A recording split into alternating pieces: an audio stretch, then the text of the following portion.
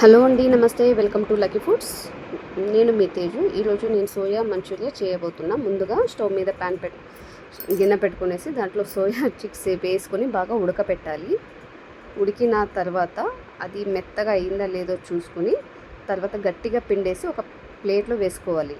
ప్లేట్లో వేసుకున్నాక కొంచెం సాల్ట్ వేసుకొని తగినంత అల్లం వెల్లిపాయ పేస్ట్ వేసుకొని రుచికి సరిపడే కారం, రుచికి సరిపడే సోయా సాస్, కొంచెం కెచప్, కొంచెం గ్రీన్ చిల్లీ సాస్, కొంచెం వెనిగర్, ఒక చిన్న కప్ వెనిగర్, ఒక పెద్ద స్పూన్ అంతా మైదా పిండి, కార్న్ఫ్లవర్ పిండి వేసుకొని బాగా కలిపి ఇలా రెడీ చేసి పెట్టుకోవాలి. ఒక ప్యాన్లో ఆయిల్ వేసేసి దాంట్లో అన్నీ సోయావన్నీ వేసేసి బాగా వేగనియాలి. వేగినాక టిష్యూ మీద వేసేసి అదే ప్యాన్లో ఆయిల్ వేసి ఎల్లిపాయ, ఆనియన్, క్యాప్సికమ్, గ్రీన్ చిల్లీ వేసుకొని బాగా కలుపుకోవాలి. దాంట్లో మిరియాల పొడి 1/2 table spoon, salt 1/2 table spoon, కారము రుచికి సరిపడేంత, కొంచెం చిన్న cap soya sauce, green chilli sauce, vinegar వేసుకొని కొంచెం కెచప్ వేసుకొని బాగా కలుపుకోవాలి. తర్వాత వేసుకున్నాక ఇది పిల్లలకి చాలా నచ్చుతుందండి. ఈవినింగ్ స్నాక్స్ లాగా మనం ఫ్రై పెట్టుకున్న